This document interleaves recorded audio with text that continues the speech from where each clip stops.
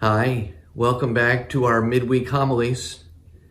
We are knee-deep in this pandemic that seems like it won't ever end. And I, perhaps like some of you, have been struggling to find hope in this. And the hope, of course, is always looking for when will we get back to normal? When will things return to more comfortable? When will I feel less tense, less anxious, less sad? Those of you that are involved in the life of Trinity know this has been a particularly sad time recently, following the death of a 7.5-year-old girl through a tragic series of operations that sought to repair a birth defect. And all of that sadness amidst the other normal church life issues piled on top of a pandemic has left me wondering, where do we go with this hurt, anger, unbelief, doubt, fear, anxiety? Is this a time when we need to just double down, grin, smile, bear up, suffer well, stiff upper lip it? What I want to do for us this afternoon is talk a little bit about how the Psalms invite us to a place of real honesty. But the honesty is joined to hope. It's hope that's infused by our faith, of course. I want to look at the Psalms 42 and 43 this afternoon. Most commentators believe that it's actually one psalm, and they have been separated for a long time, but they're essentially one theme, one continuing struggle.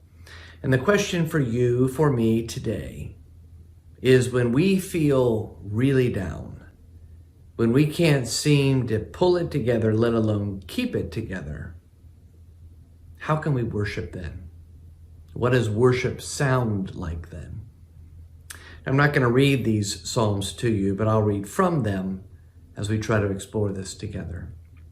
The questions for us from Psalms 42 and 43 are just simply, what are some of the symptoms? What are the symptoms when we are growing in our doubts and our struggle? What are the symptoms of this struggle to maintain faith in a time of sadness and pain and death and sorrow and loss?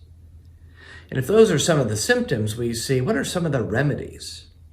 How might we confront those symptoms? How might we not just become paralyzed and overwhelmed by them, but seek hope through them and God in them? I think some of the ways we see these symptoms, of course, and this should come as no surprise to any of us, is we experience this sense of spiritual alienation. Where are you, God, sort of things. You look in verse 3, the psalmist writes, tears have been my food day and night. He says later, while they, those are his enemies, say to me continually, where is your God? Again in verse 9, I say to God, my rock, why have you forgotten me? Why do I go mourning because of the oppression of my enemy? He says later in the next verse, my enemies taunt me. They say to me continually, where is your God? In 43, verse 2, he says, why have you rejected me? Now think about that. Why have you rejected me? Where are you? Why have you forgotten me? Tears are my only food, day and night. I'm sure that all of us have experienced that profoundly, not just in this pandemic, of course, but in all of our lives. One only has to be a human to know this veil of tears through which we walk. And you see what the psalmist is beginning to show us is we can take those tears. We can even take the taunts of our enemies, those who say clearly this is showing that God's not in control, that life is chaotic and random and a mess. And we can take their doubts and our doubts too to God in worship. And I think this sense of spiritual alienation allows us to say, oh, when we come to worship, when we come to a time of prayer, we don't have to put off crying or put off fear or put off doubts before we come. We come. We come with who we are, as we are, and we bring it to Him by faith. And I think, frankly, that's a more courageous move. I think that's a more beautiful expression of our dependency and our need. But it's not just that we have this spiritual alienation. What we also feel as a symptom is emotional anguish. This is hard to live like this, to never know when we're going to be able to go in restaurants safely, gather together for worship as one group safely. What are our kids going to do for school in the fall? Will there be a vaccine? Will it be effective?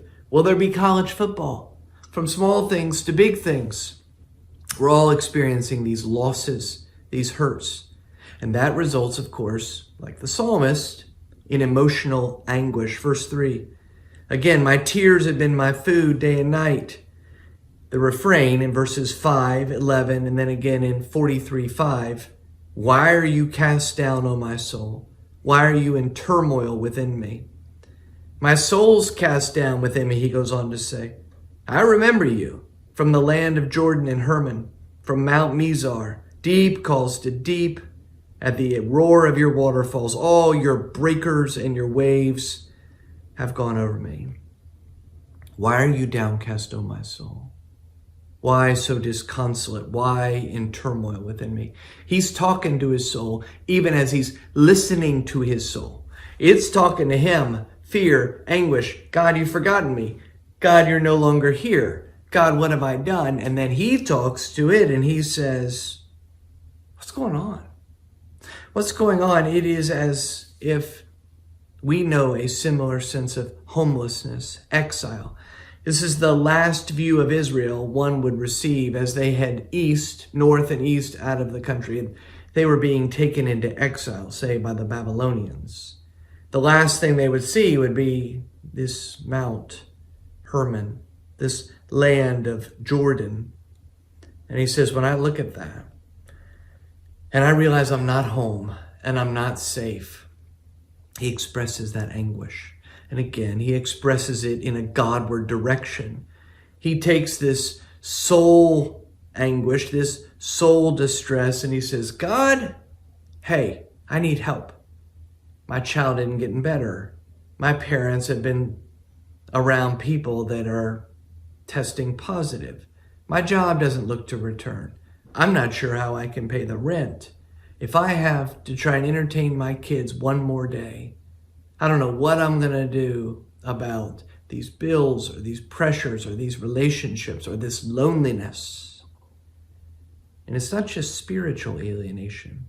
It's emotional anguish. And as we see those symptoms, we say, okay, this is hard.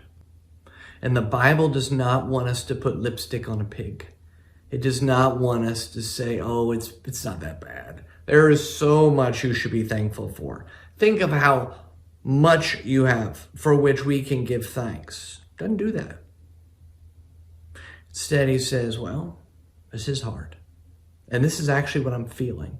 And let me tell you what I'm feeling, accurately or not. And I'm going to tell you to you, Lord. Well, if those are some of the symptoms, what are some of the remedies? How does this psalm help us then?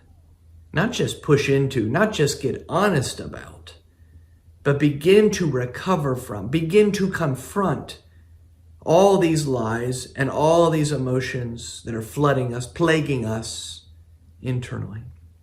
I think the first thing he does is the psalmist uses his memory. He calls to mind, did you notice that in verse 4? These things I remember as I pour out my soul.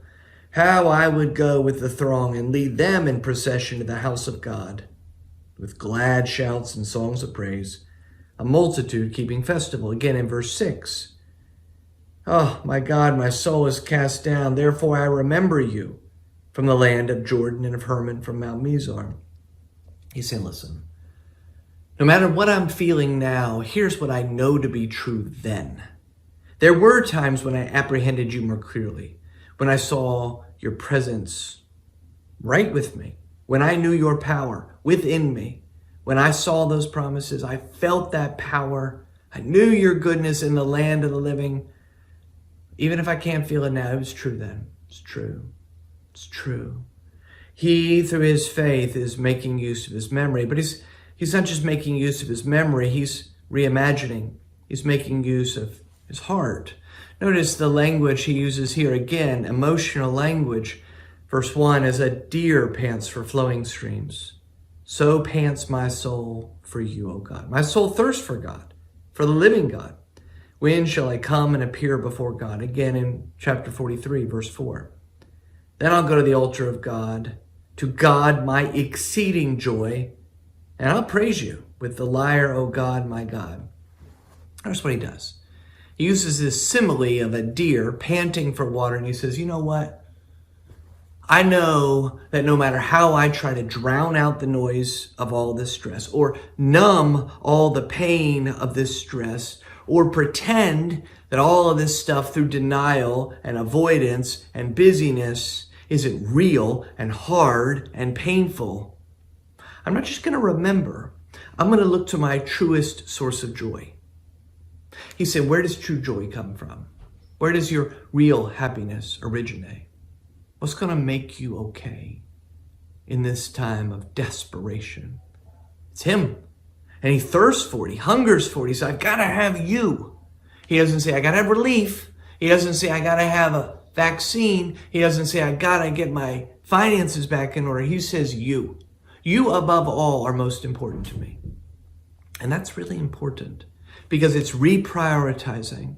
It's recalibrating. What he's doing for us here is he's saying, you're the only place that can truly make me happy. And hasn't this pandemic taught us that?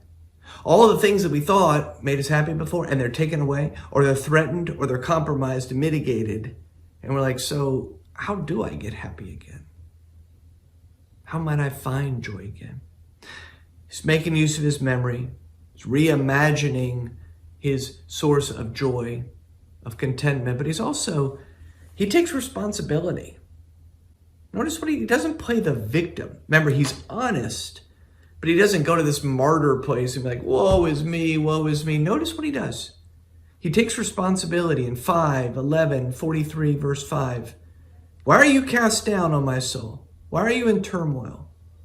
Hope in God, for I shall again praise him, my salvation. He's talking back. And he doesn't just say, okay, I'm hearing you, this is hard, this is real. But then he pivots and he says, hope in God, for again I shall praise you, my salvation. You see, faith and doubt here are kissing cousins. They're twins. There's an asymmetry here in faith and doubt. Because remember, he's inviting you, like he is, to doubt his doubts. When's the last time you spoke back to your fears? When's the last time you took your anxieties and held them up to the light of day? When's the last time you took all of the despair and you said, all right, I'm taking this despair to God. Here's where it is. And then I'm going to consider what's making me despair. Is this despair forever? Is it the end? Because we can often feel that way. You notice he says, listen, I gotta talk back. I can't just give in to this. It's a wrestling. The Christian life is always hard. It's particularly hard now, isn't it? And that might reveal just how dependent our contentment and satisfaction in the Christian life is on things that aren't from the Spirit, aren't through Jesus Christ, don't come from the Father. But before we make this a work, before this is like why don't you just believe more? Why don't you just try harder? He says, listen, put hope in God, put faith in God. And you notice what he's doing there. The act of faith is the act of another, capital A. He's not saying, okay, listen, hey, heart, heal yourself. Hey, heart, fix it. Be a salve, but he doesn't say that. We have no resources within ourselves, none, to heal, fix ourselves, which is why we're so desperate for more dessert and more liquor and more Netflix and more busyness and more distraction. That's why we're grieving so much of the things that kept us so preoccupied previously. But before we take this as a work, you notice he says our hope is in God. I'm going to praise you, my salvation, he says in 43:5. You're the only one that can fix me. Just as he has said, you're the only one that can give me joy. You're the only one that can heal me. He says, I will yet praise you. Now remember, he's already said, I'm not praising you. I'm not. But then he says, I will again. He's saying through the lens of faith, I see where this is headed. This is not eternal, forever, damning. He's saying outwardly, listen, nothing may have changed. Tomorrow, it's going to feel like Groundhog Day again. But yet I will hope in God. Yet I will put my faith in him. He's saying, will you continue to remove the source, the object of our strength, our faith, our comfort, our hope, and remove it and place it on him? And that's a two-part move, right? He's saying, I can't fix, but you can. I repent, I turn, and I trust and believe. That's the walk of faith. I can't, you have to. But where do we get the energy for that? I mean, what's motivating so far about this? I mean, I'd like some relief, of course, but where does that come from? Notice where it comes from him. Verse 9. I say to God, my rock. 43:2.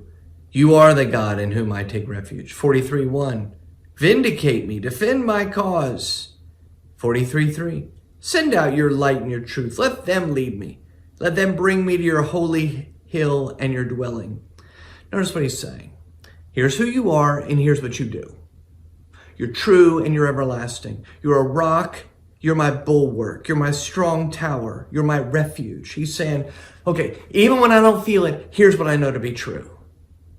Even when I know I shouldn't, I need to get 8 hours of sleep. Even when I know it's not going to matter, I need to get out and walk or exercise. Even when I don't feel like it, I have to pray. Even if it sounds just like shouting and hollering and crying. He's saying, listen, these things are still true. When you don't believe them, but it's not just that they're true. Notice what he's doing. He's saying, you alone can vindicate me. I've been taunted, I've been mocked, and you alone will bring this all to rights. This eternal perspective is pointing us to the ultimate vaccination, the ultimate herd immunity, the ultimate relief. God is going to make all things new. God's going to put all things right. He's going to remove all the microbes and all the disease. He's going to bring all things to justice. He's going to remove all the terrible, terrible injustice we've seen. He's promised he's going to do it. And we may not, likely will not, see that in our lives. But he's asking us, until then, to hold on by faith. And notice how he's fueling this faith with his promises, with his character, with his content. He's not saying drum this up. He's not saying figure this out. And then he says, listen, I'm not just strong. I'm good. I'm good. Verse 8. By day the Lord commands his steadfast love, and at night his song is with me, a prayer to the God of my life. Here's the hope by day. Steadfast love. That's a covenant expression of his commitment. He's saying, I'm never going to quit on you. I have bound myself to you. Good or bad, suffering or blessing, I am absolutely committed to you through my Spirit according to the work of Jesus. And so by day we hold on to that. And at night, what does he say? He says, sing a song. Sing a song that I'm with you. Sing a prayer that you, O God, are my life. Notice what he's doing? He said, even when you can't see it or believe it, man, I love you. And of course, he's proven this love to us in sending Christ Jesus to us. A man acquainted with sorrows, fully acquainted with suffering. That Jesus knew what it was like to be anxious to the point of sweating blood. Jesus knew what it was like to look at this life and say, this is not how it should be. Death of Nicodemus at the tomb, he weeps. Jesus in the garden, oh Lord, take this cup. Would it be your will? Jesus knows this life isn't as it should be. He knows there's injustice. He knows there's suffering and deprivation and alienation and anguish all around. And in that, he's saying, here's what you can hold to. My cross, you're forgiven. My tomb, you're justified. My right hand, you're protected. My Spirit, You're eternally secure with me. Notice what God the Father's pointing us to in this song. Listen, I know it's hard. Bring the hard to me. Cry out to me. I know it's hard. Look to me, even when by feeble faith, all you can see is the future. You don't even feel it now. I know I will sing. I know I will praise again, even if I'm not today. Think about that. That's delightful to him. I will do this thing tomorrow that I can't do today. Lord, help me. Do you see how different that is from this kind of like happy, clappy Christianity? This keep it together Christianity? This, why don't you summon more strength and like be a braver, more courageous, more faithful Christian? He's saying, listen, be broken, be weak. This is the worship book for God's people. Go to Psalms 42 and 43 and just pray it every day. Hey, Lord, I'm downcast. I'm disconsolate. My soul's in anguish. And he says, yeah, come to me, all you who are weary and heavy laden, and I'll give you my rest. Some of you know that the first thing that the parents of this child posted after they announced on Facebook that their child, Molly, had died was a video of Molly reciting the 23rd Psalm. That's all they put. Because all they have to cling to is faith.